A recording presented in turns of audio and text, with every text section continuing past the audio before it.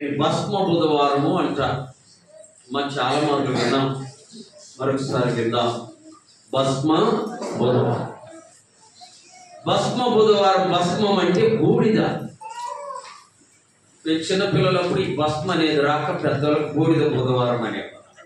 మనం కొంచెం డెవలప్ అయ్యాం కదా, ఇప్పుడు ఏమంటున్నాం? భస్మ బుధవారం. కొంచెం ఇంగ్లీష్లో చెప్పాలంటే ఆష్ వెడ్నెస్డే అంటారు.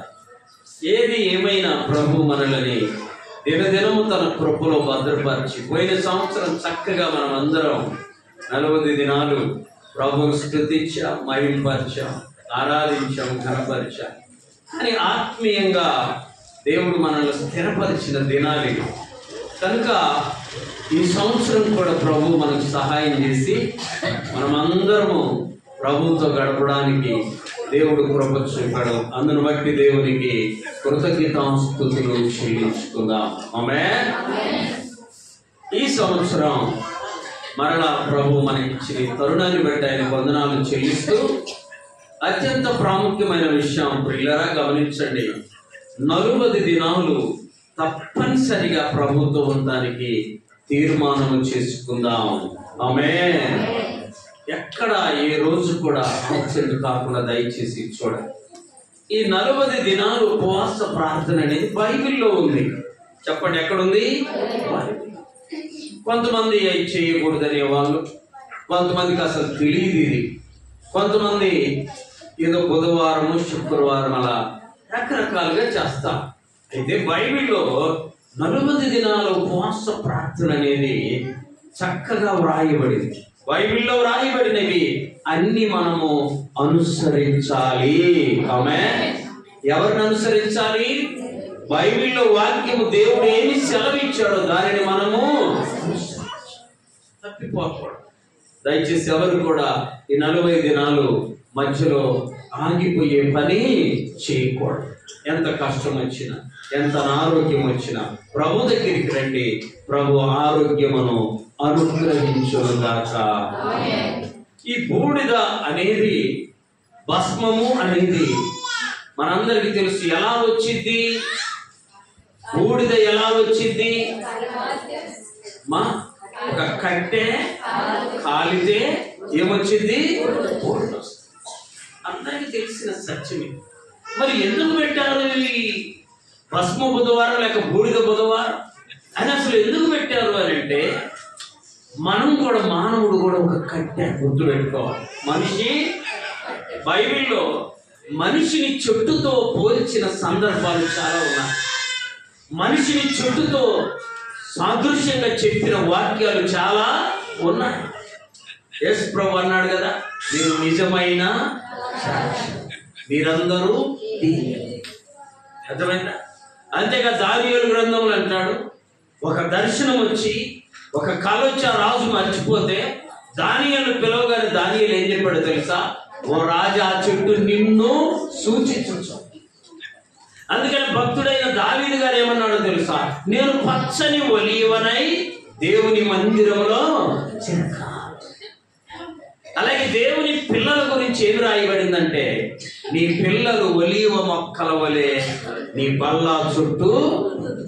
అంటే చెట్టు అనేది ఎవరికి సాదృశ్యం? మనిషికి కదా. ఈ చెట్టు అనగా ఈ కట్టె పరిశుద్ధాత్మ అగ్ని చేత కాల్చబడాలి. చప్పట్లు కొట్టి ప్రభువును మహింపరచాలి. ఎలా కాల్చబడాలి? పరిశుద్ధాత్మ అగ్నితో. ఒక వ్యక్తి పరిశుద్ధాత్మ అగ్నితో కాల్చబడితే అప్పుడు ఆ వ్యక్తిలో ఉన్న మస్టంతా భస్మమై బూడిదై బయటికి వెళ్ళిపోవాలి.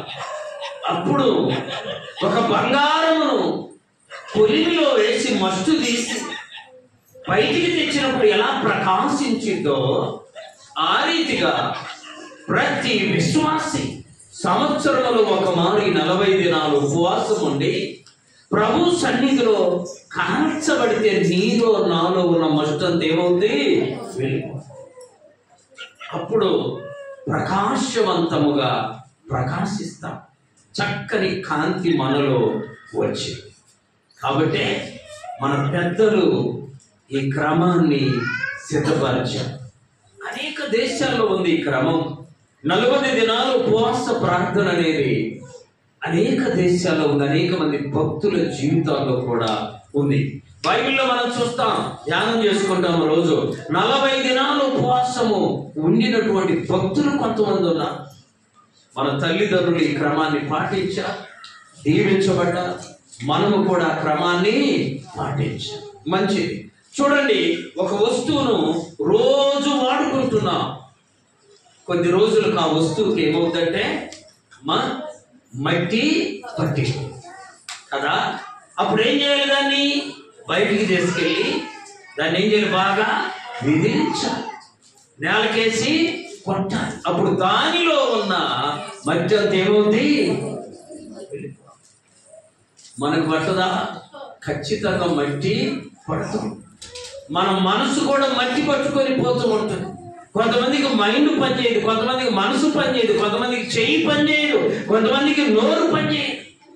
ఇవన్నీ సరిచేయబడాలంటే ఉపవాస ప్రార్థన ఒక్కటే సరి అయినటువంటి కర్మ. ఒకసారి యేసు ప్రభు శిష్యుల యొద్దకు ఒక దయ్యం పట్టిన ఆమెను తీసుకొచ్చారు. ఎవరి దగ్గరికి? యేసయ్య శిష్యులు. వాళ్ళు ప్రార్థన చేశారు. ఆ దయ్యం దయ్యము అది ఆ పిల్లవారి తల్లిదండ్రులు ఏం చేశారంటే యేసు ప్రభు దగ్గరికి తీసుకొచ్చారు. యేసు ప్రభు దగ్గరికి రాగానే ఆ దయ్యం ఏమనిందో తెలుసా? ప్రభువా, అయ్యా నీవు దేవుని కుమారుడు అయ్యని గజగజ వణికి వెళ్ళిపోయింది. దయ్యం ఏమైంది? వెళ్ళిపోగానే శిష్యులు అడిగారు, అయ్యా మేం ప్రార్థన చేస్తే చెప్పాలి, దయ్యము వెళ్ళిపోరా, నువ్వు ప్రార్థన చేస్తే పోయిందేంటి, తేడా ఏంటి అని అడిగారు. మనలో కూడా చాలా మంది అడుగుతుంటారు, మా ప్రార్థన దేవుడు వినడం లేదయ్యా, మేము ప్రార్థన చేస్తే కార్యాలు జరగడం లేదయ్యా, మీకే దేవుడు అన్ని సహాయము చేస్తాడు. ప్రభు ఏమన్నాడు తెలుసా? ఇప్పుడు తీయండి బైబిల్, మార్కు సువార్త 9వ అధ్యాయము 29వ వచనం.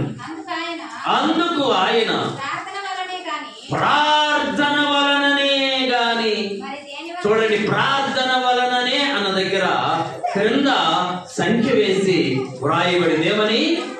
ఉపవాస ప్రార్థన వలననే. నీలో దయ్యం ఉందేమో, దయ్యం లేకపోతే ఎందుకు ప్రార్థన చేయవు? నీలో దయ్యం ఉందేమో, దయ్యం లేకపోతే ఎందుకు పాట పాడవు, ఎందుకు వాక్యం చదవు, ఎందుకు వేకువజామున లేచి ప్రభు పాదముల చెంత చేరవు? సాతాను నీలో తిష్ట వేసిందేమో. ఈ సాతాను పోవాలంటే ప్రభు ఏం చెప్పాడు? ఉపవాస. తీసారా? బైబిల్లో ఉన్న వాళ్ళందరూ చూసారా? అమ్మా ఏ ప్రార్థన అంట? ఉపవాస ప్రార్థన. కొన్ని దెయ్యాలు మామూలుగా ప్రార్థన చేస్తే వెళ్ళిపోతాయి, కానీ కొన్ని దయ్యాలు తొందరగా. అప్పుడు ఏం చేయాలి? ఉపవాసం ఉండి ప్రార్థన చేస్తే మొండి దయ్యం కూడా ఏమవుతుంది? నీ ఇంట్లో శోధన ఉందేమో, జాగ్రత్తగా వేరు. నీ ఒంట్లో శోధన ఉందేమో, నీ ఇంటిలో సమస్య ఉందేమో, నీ ఒంటిలో సమస్య ఉందేమో, అసలు నీ బ్రతుకులో శోధన ఉందేమో. దీన్ని జయించడానికి మనం ఆరాధించే మన ఆరాధికుడైన యేసయ్య చెప్పిన మాట ఉపవాస. కొంతమంది ఉపవాసం ఉండలేక ఉన్నోళ్ళ గురించి ఎంతో మాట్లాడతా. మా నువ్వు చేయలేకపోయావు కానీ చేసే వాళ్ళను నీవు ఎన్నడూ విమర్శించకూడదు, బలహీనము చేయ. అర్థమైందా? ఉపవాస ప్రార్థన శ్రేష్టమైంది. ఆమేన్. మోషే గారు కూడా 40 దినాలు ఉపవాసం అన్నారు. యేసు ప్రభు కూడా చెప్పండి 40 దినాలు ఉపవాసం అన్నాడు. బైబిల్లో నినివే పట్టణస్తులు 40 దినాల గురించి వ్రాయబడింది. అన్ని విషయాల్లో కూడా 40 దినాలు ఉపవాసం గురించినటువంటి ప్రాముఖ్యత చెప్పబడింది.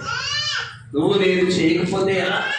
నీ శరీరాన్ని నువ్వు పరిశుద్ధాత్మ అగ్ని చేత కాల్చుకోవాలంటే, కాల్చబడాలంటే ఉపవాస ప్రార్థన అవసరమై ఉన్నది. ఉపవాస ప్రార్థన అవసరం. నీ శరీరాన్ని నీవు నలుగుగొట్టాల, కాల్చాల. అప్పుడు కాల్చినటువంటి ఆ కట్టె చెప్పండి ఏమవుతుంది? బూడిదైపోతుంది. ఇప్పుడు చెప్పండి, ఒక కట్టె కాల్చబడాలంటే జాగ్రత్తగా వినండి, ఒక కట్టె కాల్చబడి బూడిదగా మారాలి. ఒక వ్యక్తి ఆ రీతిగా సిద్ధపడాలి ఆత్మీయంగా. అంటే కట్టె కాల్చబడాలంటే వినండి, ఆ కట్టె ముందు ఎండాలి. ఆమేన్. ఎండాలా? పచ్చిది కాలుద్దా? మేమందరం పొయ్యిలు మానేసినమయ్యా, ఇప్పుడన్నీ గ్యాస్. ఒక ఆయన అన్నాడు, ఆ గ్యాసులు పెట్టి ఈ గ్యాసులు వచ్చాయ్యా, అంతకుముందు గ్యాసులే కదా. ఇప్పుడు ఎంత సులువైపోయిందో ఆలోచించండి. ఆ కట్టె కాల్చబడాలంటే ఏమవ్వాలి? ఎండాలి. ఏమవ్వాలమ్మా? నీలో ఉన్నటువంటి పనికి మాలిన పరిస్థితి అంతా నీలో నుండి వెళ్ళిపోవాలి. నీలో ఉన్న గర్వం పోవాలి, నీలో ఉన్న కుట్ర పోవాలి, నీలో ఉన్న అసూయ పోవాలి, నీలో ఉన్నటువంటి ప్రతి పనికిరాన్ని నీలో నుండి వెళ్ళిపోవాలి. అప్పుడు నీవు తేలికైతావు. ఆమేన్. తేలికగా పైకి లేస్తావు. బరువు నీలో అసూయిందనుకో, రోజుటి కంటే అసూయిన రోజు నీ శరీరం కొంత బరువు ఉంటుంది, కావాలని గుర్తుపెట్టుకో. ఆమేన్. ఒక అతను వినండి, ఒక అతను కోతమ నిండా మా బియ్యపు సంచి ఉంటుంది, అందు నిండా మూట కట్టుకొని భుజాన్ని వేసుకుని వస్తుంటే స్టార్టింగ్ లో ఒక ఆయన అడిగాడంట, ఏంటిది ఆ మూట ఏందయ్యా అంటే వ్యసనము అన్నాడంట. ఏంటిది? ఎవరు కొంటారయ్యా దాన్ని? వ్యసనాన్ని ఎవరన్నా కొంటారంటే వాడన్నాడంట 5 నిమిషాలు అయిపోద్దయ్యా. ఎన్ని నిమిషాలు? అలా వచ్చేసరికి వ్యసనం అంతా వెంటబడి అందరూ తీసేసుకో. మరుసటి రోజు అంట ఏ వ్యక్తి మంచి అనే దాన్ని ఒక గోతం నిండా కట్టుకొని వస్తుంటే, ఏందయ్యా అంటే అది మంచి అంటే ఎవడు? లోకం. చెడును తొందరగా ఆకర్షిస్తా, మంచిని చాలా కష్టంగా లేటుగా ఆకర్షిస్తా. చిన్నపిల్లలు ఉంటారా అమ్మా, వీళ్ళిద్దరు రసుకొని కొట్టుకొని ఇంటికాడున్న వాళ్ళ అమ్మను వాళ్ళ నాన్న ఇంత బూతులు అంట. ఎవరు నేర్పారు? వాళ్ళ అమ్మ నాన్న నేర్పారా? నేర్పరు. చెడునంతా తొందరగా ఆకర్షించుకుంటారు. అలాగే మనిషి చెడునంతా ఆకర్షించుకొని బరువెక్కిపోయాడు. ఏమయ్యాడు? అందుకే కొంతమంది వాడి కడుపు నిండా కుళ్ళురా, కడుపు నిండా, వాడి మనసు నిండా అసూయ. ఎంత? కేజీలు కేజీలు. అమ్మా ఎంత? ఒక తల్లి నోరు తెరిస్తే 10 కేజీలు బూతవుతుంది. ఎన్ని కేజీలు? ఇంకొక ఆమెకి 20 కేజీ. ఆమె 20 కేజీలు బూతంటే నేను తగ్గుతున్నా 30 కేజీ. ఇవన్నీ బరువెక్కిపోతాయి ఈ శరీరంలో.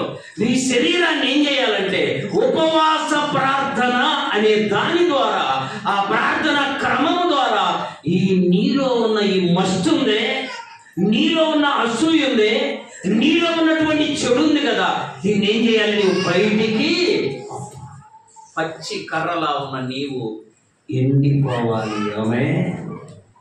అప్పుడు ఏం చేయాలి? ఎండిన కర్ర కూడా అమాంతరం వెళ్ళి పొయ్యిలో పెడితే కాలనే, దాన్ని ఏం చేయాలి? మధ్యలోకి చేర్చాలి. కర్రను ఏం చేయాలమ్మా? చేర్చాలి. దేవుని బిడ్డల జీవితంలో చేర్చడము శ్రమలకు సాదృశ్యం. కొట్టబడము, నరకబడము శోధనలకు సాదృశ్యం. చేర్చబడి ఎండలో వేయబడి కాల్చబడిన తరువాత దానిని నీవు పొయ్యిలో పెడితే కాలిపోతే అప్పుడు ఏమవుతుంది? బూడిద వచ్చి. అప్పుడప్పుడు ఎండని చెట్టును తీసుకొచ్చి నువ్వు ఎంత అగ్నిలో వేసినా పూర్తిగా కాలుతుంది. అర్థమైందా? అందుకే హృదయపూర్వకంగా మారు మనసు పొందని వ్యక్తిని నువ్వు మందిరానికి తీసుకురా, వాడికి కొన్ని మాటలు అబ్బుతాయి, కొన్ని మాటలు.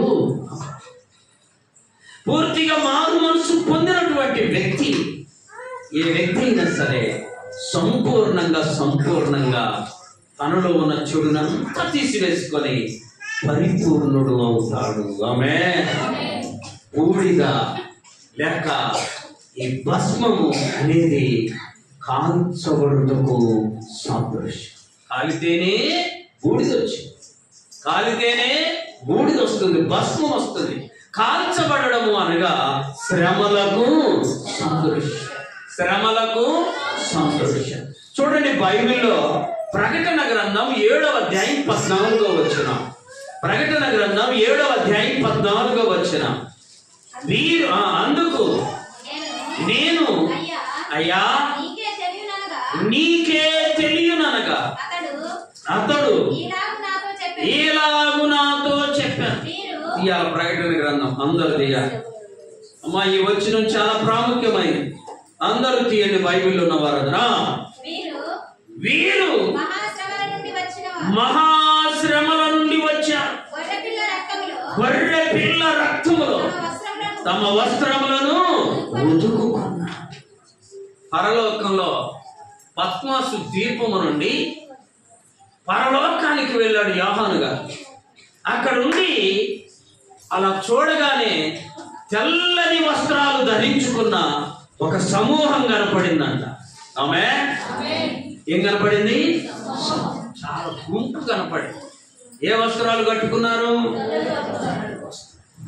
తెల్లని వస్త్రాలు ధరించిన గుంపును చూసి దూత అడిగిందంట యోహాను గారిని, అయ్యా వీళ్ళెవరో నీకు తెలుసా అని అడిగితే యోహాను గారు అన్నాడంట, అయ్యా నాకు తెలియదయ్యా, నీకే.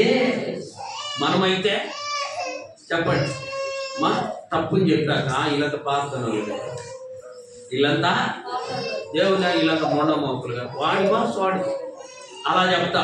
యోహాను గారు అలా చెప్పలా, అయ్యా నీకే.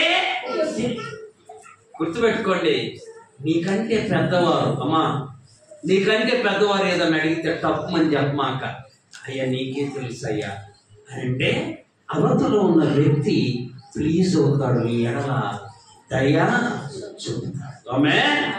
తొందరపడి నోరుందని ఏది పడుతుంది చెప్పకూడదు పెద్దోళ్ళ కాడ. అర్థమైనా? తొందరపడి ఏదంటది మాట్లాడాలి.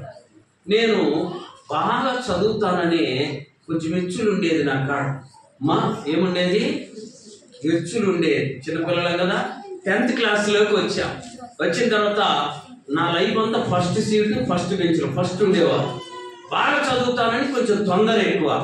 ఒక ఆయన తెలుగు మాస్టర్ కొత్తగా వచ్చాడు, తెలుగు సారు కొత్తగా వచ్చాడు. రాగానే చూసారే, మీ అన్న బాగా చదివాడు ఎవడంటే నాకెళ్ళి చూపించారు అన్న. నేను కూడా నేను చెప్పిన ఎచ్చులు ఉంది, ఏముంది ఆయన నువ్వు ఇలా రాబాయ్ అన్నాడు. వెళ్ళాను ధైర్యంగా, నాకు అన్ని వచ్చన్నా అహం ఉంది నాలో.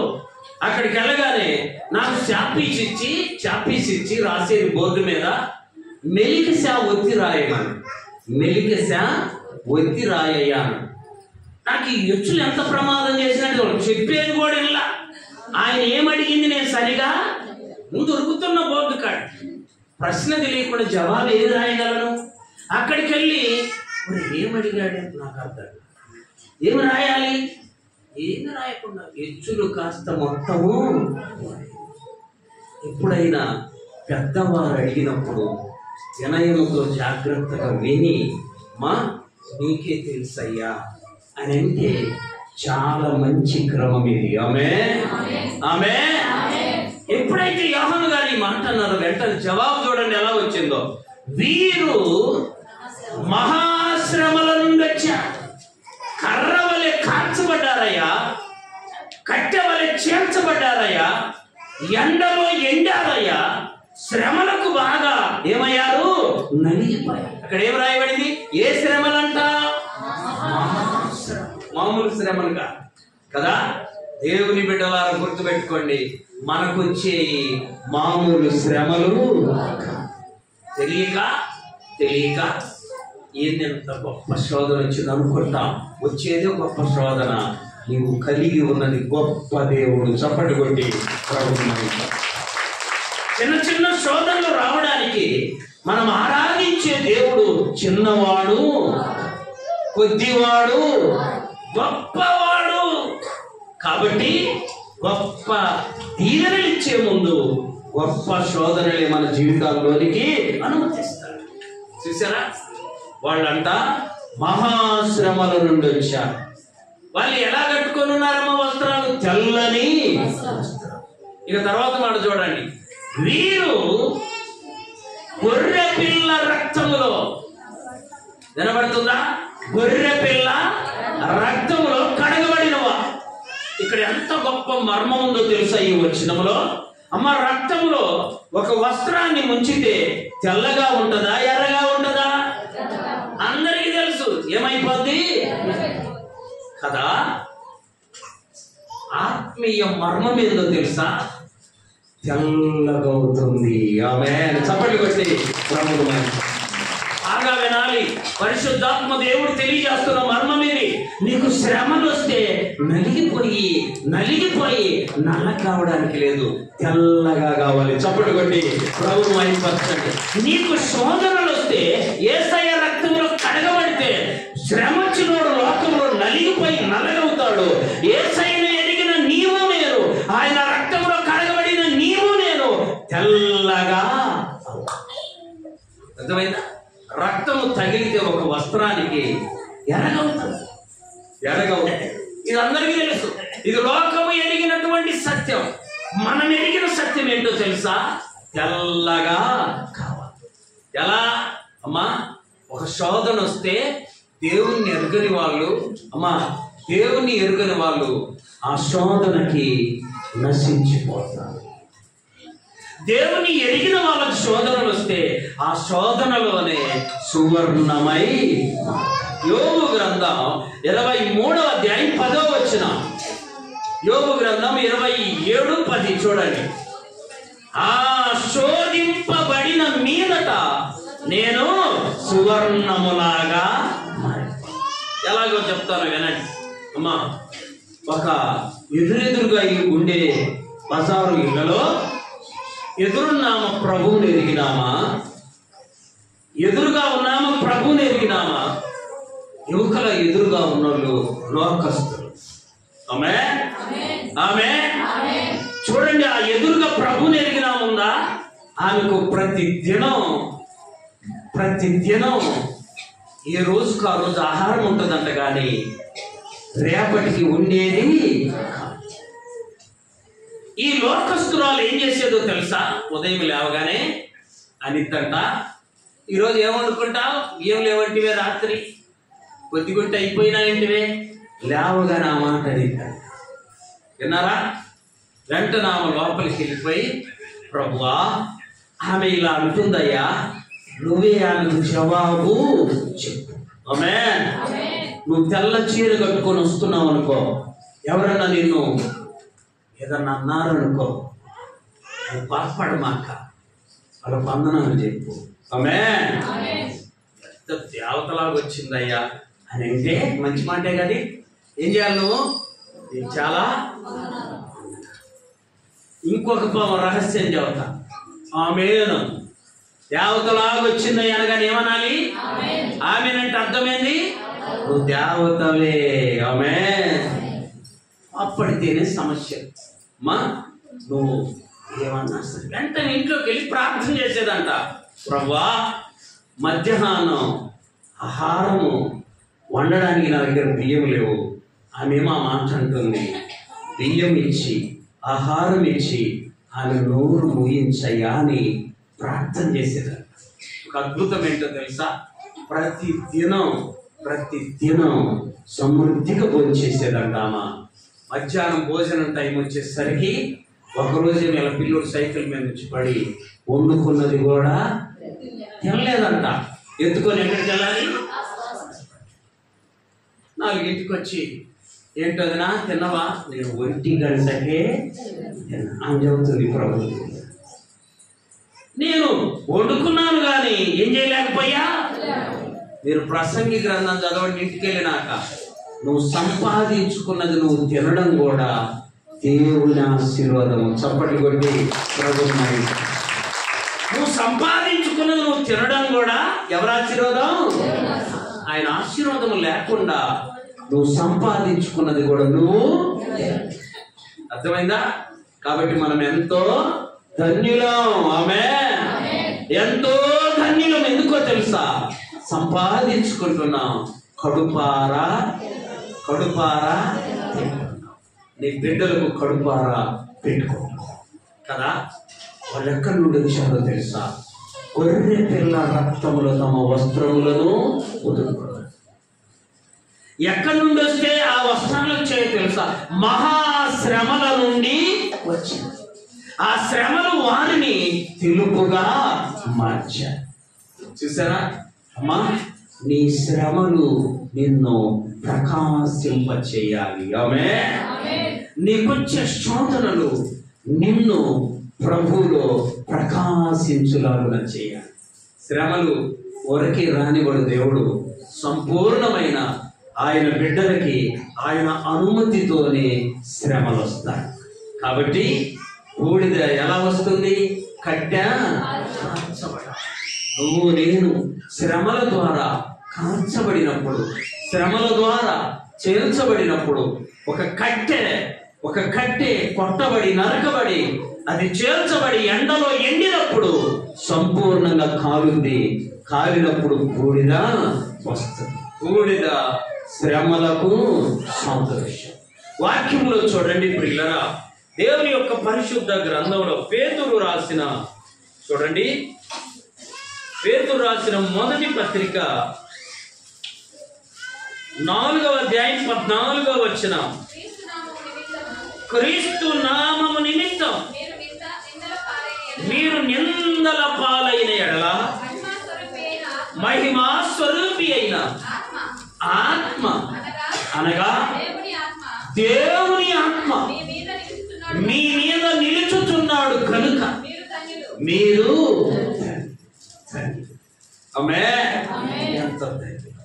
ప్రభువులో ఒకప్పుడు దేనికి పనికి రానివాడు ప్రభు మనలను ప్రేమించి ఆయన కృపాసనం యొద్దకు నడిపించి ఆయన మహిమలో మనము ఆనందించే భాగ్యాన్ని ఇచ్చాడు కదా. కాబట్టి ప్రభువులో మనమందరము కూడా మహిమలో ఆనందించే బిడ్డలముగా ఉన్నారు. కొరింథీయులకు రాసిన 2వ పత్రిక చూడండి, 4వ అధ్యాయం 18వ వచనం. 2 కొరింథీ క్షణమాత్రముండు మా చులకని శ్రమ మా కొరకు అంతకంతకు ఎక్కువగా నిత్యమైనటువంటి మహిమా భారమును కలుగ చేయించవలెను. ఎలయనగా దృశ్యమైనవి అనిత్యములు, అదృశ్యమైనవి నిత్యములు. చూసారా మా వినండి, ఒక భక్తుని యొద్దకు ఒక దేవుణ్ణి ఎరిగినవాడు, దేవుణ్ణి ఎరుగని వాడు ఇద్దరు వచ్చాయా, ఆకలి అవుతుందయ్యా, నువ్వు చాలా మందికి ఆహారం పెడతావంట, మాకు కూడా ఆహారం పెట్టమా. ఆయన ఆ ప్రక్కన ఎప్పుడో 2-3 రోజుల నాటి భోజనం ఉంటే, మా 2-3 రోజుల భోజనం ఎలా ఉంటుంది? ఎంత అమాయకులు పాపం, అరటికాయ పెట్టినా నమ్మలేరమ్మా. 2-3 రోజుల భోజనము పాచిపోయి చెడు వాసన. వినండి, ఆహారం అక్కడ మాట్లాడు. ఆహారం ఆ 2-3 రోజుల ఆహారం ఇట్లా తీసి ఇద్దరిని కూర్చోమని ఇద్దరి చేతిలో పెడుతుంటే, మా దేవుణ్ణి ఎరిగినోడు అలా పెట్టగానే కళ్ళు మూసుకొని ప్రార్థన చేసుకోవాలి. దేవుణ్ణి ఎరగని వాడు ఆహారం పెట్టగానే ఇదేందయ్యా చెప్పాలి, వాసన వస్తుంది, పనికిరాన్ని పెట్టావు అని అంటూ ఉన్నాడు. అలా వాగుతూనే ఉన్నాడు. ఈలోపు ప్రభువుని ఎదిగిన బిడ్డ ప్రార్థన చేసుకున్నాడు. సేవకుడు పెట్టిన ఆహారం మీద విశ్వాసము ఉంచాడు. దాన్ని అలాగు తింటూ అన్నాడంటయ్యా, ఎంత మంచి ఆహారం పెట్టావయ్యా, ఎంత రుచికరమైన ఆహారం పెట్టావయ్యా అని దాన్ని తినేసి చక్కగా నీళ్లు తాగి అక్కడికి వెళ్తే అప్పటిదాకా ఇతను పట్టుకొని ఉన్నాడంట. అయ్యా పనికిరాన్ని పెట్టా, అయ్యా వాసన వచ్చేది, ఆహారం ఇద్దరికి ఒకటి పెట్టాడు. కాకపోతే ప్రార్థన ద్వారా ఈ స్థితి మార్చబడింది. ప్రార్థన లేనందువల్ల వారి స్థితి అలాగే ఉండిపోయింది. ఈ రాత్రి గుర్తుపెట్టుకోండి, ఈ 40 దినాల ప్రార్థనతో నా స్థితిని మనము మార్చుకుందుముగాక. అర్థమైందా? ఏంది వాళ్ళకి ఎన్ని వస్తున్నాయి, వీళ్ళే బాగున్నారు, వాళ్ళే బాగున్నారు, ఇలా చెప్తూ చెప్తూ చెప్తూ ఉంటే నువ్వు అలాగే ఉండిపోతా. నువ్వు చెప్పవలసింది నీ స్థితి ఏమైనా ప్రభు చేతికి అప్పగించి ప్రభు వైపు చూడు. నీ స్థితిని మార్చగలిగిన దేవుడు నేను ఆరాధించే యేసయ్యా. ఆమేన్. మన బ్రతుకును మార్చగలిగిన దేవుడు మనం ఆరాధించే యేసుక్రీస్తు ప్రభువు. కాబట్టి క్షణమాత్రం ఉంటాయి శ్రమలు, ఎంతకాలము? క్షణమాత్రం మనకు రాయబడి అవన్నీ నీవు జయించిన తర్వాతే దేవుని ఎదుట నిలబడతా. ప్రకటన గ్రంథం చూడండి. ప్రకటన గ్రంథం అంటే బైబిల్లో చివరి గ్రంథం.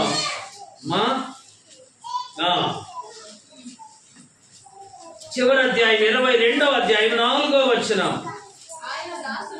ఆయన దాసులు ఆయనను సేవించుచు ఆయన ముఖ దర్శనము చేయుదురు. ఆయన నామము వారి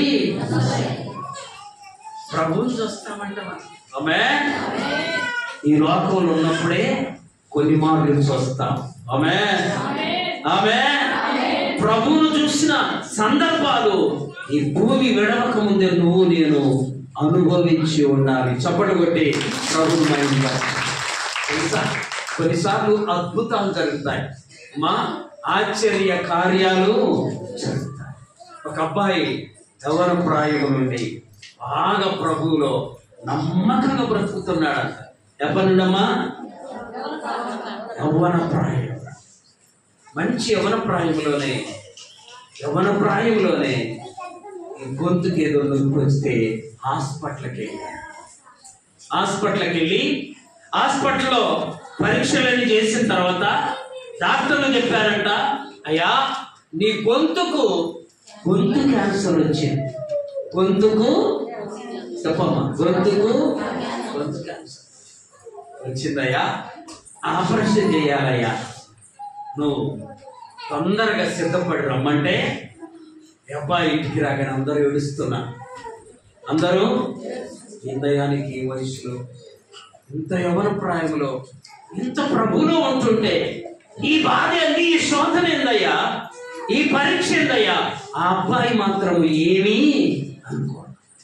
చక్కగా ప్రార్థన చేసుకున్న వారానికి డబ్బు సిద్ధపరచుకొని మళ్ళీ హాస్పిటల్కి వెళ్ళగానే డాక్టర్లు ఆపరేషన్ థియేటర్లకు తీసుకొని వెళ్ళే ముందు అబ్బాయిని అడిగారంటయ్యా, ఈ రోజు ఆపరేషన్ చేయబోతున్నావు, ఇప్పుడు ఒక క్షణంలో నీ గొంతు మరలా రావచ్చు, రాక నువ్వు బ్రతకొచ్చు, లేక చనిపోవచ్చు. కాబట్టి చివరి మాట, చివరి కోరిక, చివరి పిలుపు, చివరి మాట నీ నోట ఏదో చెప్పుకోనగానే ఆయన అన్నాడట, అందరి వైపు చూశాడు, దేవునికి స్తోత్రం అన్నాడు. ఆమేన్. ఏమన్నాడమ్మా? ఏందమ్మా ఇంటి చేసి నేను వాళ్ళ అమ్మను పట్టుకుని ఆచల, ఏంది పాస్టర్ గారు నేను ఇంత శ్రమ పడితే ఇలాంటి శోధన వచ్చిందని సేవకుని వైపు చూసి మాట్లాడాల. అంత భయంకరమైన పరిస్థితిలో కూడా చివరికి ఏం చెప్పాడో తెలుసా? దేవునికి సరే స్తోత్రమేనయ్యా, ఎవరి మాట ఏదన్నా ఒకటి మాట్లాడు, దేవునికి స్తోత్రం. డాక్టర్లు కూడా ఎవరి మాట ఏదన్నా, ఇప్పుడు మనం చనిపోయే ముసలోళ్ళ దగ్గరికి వెళ్ళి ఏమన్నా చెప్పయ్యా, ఎక్కడెక్కడ ఏం దాచిపెట్టావు, ఎక్కడెక్కడ ఏమున్నాయో అని చెవులు అప్పగీయను, కళ్ళు అప్పగీయను, రకరకాల ప్రయత్నాలు చేస్తా కదా, ఏమన్నా చెప్తారేమని. అర్థమైనా? ఈ అబ్బాయి డాక్టర్లు అడిగితే చెప్పిన చివరి మాట్లాడి చెప్పండి, దేవునికి స్తోత్రం, దేవునికి స్తుతి కలుగుగాక అని. ఇక పదండయ్యా ఆపరేషన్ థియేటర్లే కన్నాడు. అక్కడికి వెళ్ళి ఆపరేషన్ చేయడానికి అలా పడుకోగానే ఒకసారి చెక్ చేస్తే బీపీ 300. బీపీ 300 బీపీ ఉంటే ఆపరేషను.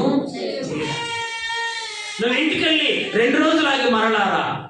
ఇంటికి వెళ్ళా, 2 రోజులు అయిపోయింది. చివరి రోజు వచ్చే ముందర రాత్రి ప్రార్థన చేస్తున్నాడంట, ప్రభువా నేను నువ్వు ఎప్పుడు వ్యతిరేకించాను. కొన్నిసార్లు వ్యతిరేకిస్తారు. అర్థమైనా కొంతమంది దేవుణ్ణి ఏం చేస్తారు? వ్యతిరేకిస్తారు. నేను నిన్నెప్పుడు వ్యతిరేకించాను, నిన్నెప్పుడు ఎదిరించాను, నీ వాక్యానికి ఎప్పుడు ఎదురు నిలబడ్డా. ప్రభువా నీ చిత్తమైతే నేను నిన్నే స్తుతిస్తాను. నాకు క్యాన్సర్ నుండి నీ చిత్తమైతే విజయము అని ప్రార్థన చేసుకుంటే ఎవరికి చెప్పలా. మరలా హాస్పిటల్కి వెళ్ళా, మరలా టెస్ట్ చేశా. మరలా టెస్ట్ చేసిన తర్వాత బీపీ మరలా తగ్గల. అయ్యా మరలా 2 రోజులు వెళ్ళి రమ్మన్నా. మరలా ఇంటికి వచ్చాడు, 2 రోజులు ప్రార్థన చేశాడు. తర్వాత వెళ్ళి పరీక్ష చేస్తే క్యాన్సర్ పోయింది. దేవునికి మహిమ కలుగునుగాక.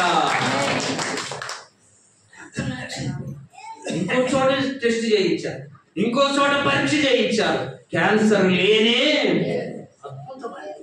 అద్భుతం. ఆ అబ్బాయిని అడిగారంట, ఎలా పోయిందయ్యా? నా స్తుతిలోనే దేవుడు నాకు గొప్ప కార్యము. బైబిల్లో స్తుతించటం ఎంత గొప్ప కార్యమో మనం బైబిల్లో యోబు భక్తుని జీవితంలో చూస్తాం. చూడండి, 1వ అధ్యాయం, యోబు గ్రంథం 1వ అధ్యాయం 20-21 వచనం. యెహోవాయే ఇచ్చెను, యెహోవాయే తీసుకొనెను, ఆయన నామమునకు. ఎక్కువ మంది చెప్పారు, మళ్ళా చదువుదాం. యెహోవాయే ఇచ్చెను, యెహోవాయే తీసుకొనెను, యెహోవా నామమునకు స్తుతి కలుగును. ఏం తీసుకున్నాడు? 1,00,000 రూపాయలు తీసుకున్నా కాదమ్మా. యోబు గారి దగ్గర దేవుడు ఏం తీసుకున్నాడు? అమ్మా ఉన్నయన్నీ అందరికంటే ఎక్కువ ఇచ్చాడు. ఇచ్చినవన్నీ కదా. యోబు నోట స్తుతి వచ్చింది. ఈ 40 దినాలు నీ ఇంట్లో ఉన్న శ్రమను పక్కన పెట్టేసే, నీ ఒంట్లో ఉన్న శోధన ప్రక్కన పెట్టేసే, మందిరంలో సాగిలపడు, దేవుణ్ణి స్తుతించు. నువ్వు కాల్చబడి బూడిదలాగా భస్మమైపోతున్నా దేవుణ్ణి విడవమాక, దేవుణ్ణి మరువమాక, దేవుని సన్నిధిని వదిలిపెట్టమాక. 40 దినాలు ఖచ్చితమైనటువంటి క్రమమైనటువంటి ఈ ప్రార్థన క్రమంలో ప్రభుతో ఉండు. 41వ దినాన దేవుని అద్భుతాన్ని నీవు చూస్తావు. అది నీ వ్యాధి కావచ్చు, దేవునికి అసాధ్యమైనది ఏమీ. అది అప్పులు కావచ్చు, దేవునికి అసాధ్యమైనది ఏమీ. అది అననుకూల పరిస్థితి ఏమో, దేవునికి అసాధ్యమైనది ఏమీ. గుర్తుపెట్టుకొని 40 దినాలు ప్రభువును స్తుతిద్దాం, ప్రభువును మహిమపరుద్దామయ్యా. నీకేం తెల్లారి దాకా ఏం చెబుతాం? మా సంగతి ఇంకవా, మా సంగతి ఏం చెబుతాము అని అనుకుంటున్నారేమో. నాకు తెలియకపోవచ్చు, దేవునికి బాగా. రాగమక్కపల్లి ఒక రోజు ప్రార్థన పెడితే ఒక ఆమె ఈ తెల్లారి దాకా ఏం చదువుతాం? పని పాట. మనం పొద్దున్న పని వాళ్ళ పాదం పని ఎంత చేసి పెట్టమంటుంది. చూసా అంటే మాకు పని లేని వాళ్ళ కింద తేల్చింది. అలా అనుకోమాక, నీ స్థితిని ఎరిగిన దేవుడు యేసయ్యా. ఆమేన్. నీ బ్రతుకుని ఎరిగిన దేవుడు యేసయ్యా. నీకున్న ఇబ్బందులన్నీ ఎరిగిన వాడు కనుక 40 దినాలు ఖచ్చితంగా ప్రభు సన్నిధిలో ప్రార్థించి, ఆయనను స్తుతించి, ఆయనను మహిమపరిచి, ఆయనను ఘనపరిచి, ఆయన కృపను పొందుకున్నాం. అట్టి ధన్యత పరిశుద్ధాత్మ దేవుడు వాక్యం విన్న మనందరికీ దయచేయునుగాక. మోకరించండి. ప్రార్థన చేసుకో.